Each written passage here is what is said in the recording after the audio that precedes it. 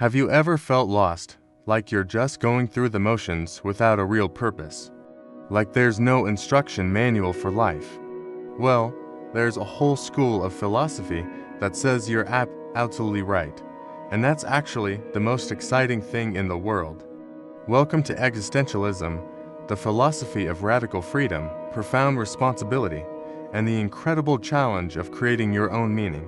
Let's start with the most famous idea from Jean-Paul Sartre: existence precedes essence. What does that even mean? Think about a paper knife. Before it exists, someone has a concept of it, a purpose for it, its essence. It's designed to cut paper. But for humans, existentialists say, it's the other way around. We exist first. We are born, thrown into the world, and only then, through our choices and our actions, do we define who we are. There's no pre-written script, no cosmic blueprint for what you're supposed to be. You get to write your own essence. This leads to another one of Sartre's big ideas: we are condemned to be free. It sounds like a contradiction, right? How can you be condemned to freedom? Imagine being dropped into a vast, open field with no paths, no signs, and no destination given to you.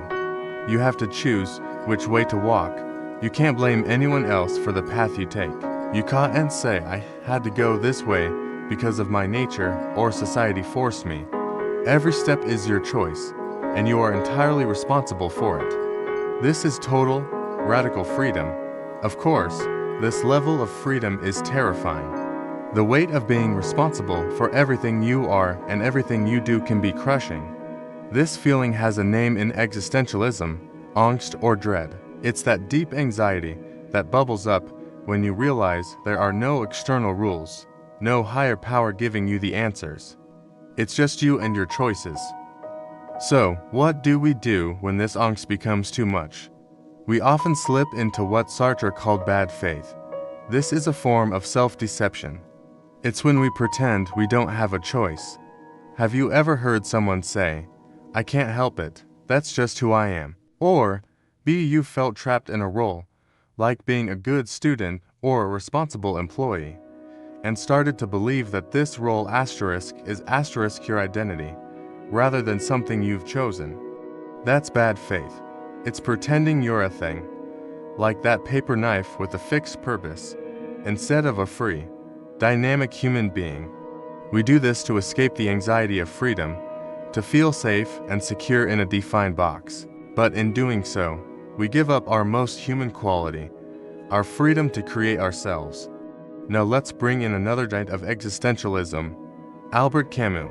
Camus looked at this situation: our deep human need for meaning and purpose, and a universe that offers us nothing but silent indifference, and he called it the absurd. It's the clash, the fundamental conflict between our desire for answers and the universe's complete lack of them. To illustrate this, Camus used the ancient Greek myth of Sisyphus. Sisyphus was a king condemned by the gods to an eternity of pointless labor. His punishment was to push a massive boulder up a hill, only to watch it roll back down every single time he reached the top. He had to repeat this meaningless task forever. For Camus, Sisyphus is the perfect absurd hero. He represents all of humanity, toiling away at tasks day after day, searching for a point in a seemingly pointless existence. So, are we all doomed to a Sisyphean fate of despair? Not at all. This is where Camus offers a powerful and beautiful solution: rebellion. The first step is to look the absurd straight in the eye. Acknowledge it? Yes, life is inherently meaningless. The universe doesn't care about you. Once you accept that, you are free. The rebellion isn't about finding some hidden meaning. It's about creating your own. Camus famously wrote, one must imagine Sisyphus happy. How? By finding meaning in the struggle itself. Sisyphus becomes master of his own fate the moment he recognizes the futility of his task, but chooses to push the boulder anyway, with passion and defiance. His happiness comes not from reaching the top, but from the conscious act of rebellion against his absurd condition. In the same way, we can rebel against the meaningless universe by living our lives to the fullest, by loving passionately, by creating art, by experiencing every moment with intensity. The meaning of life becomes the act of living itself. This all ties into the central moral value of existentialism, authenticity. To live authentically is to be true to your own freedom.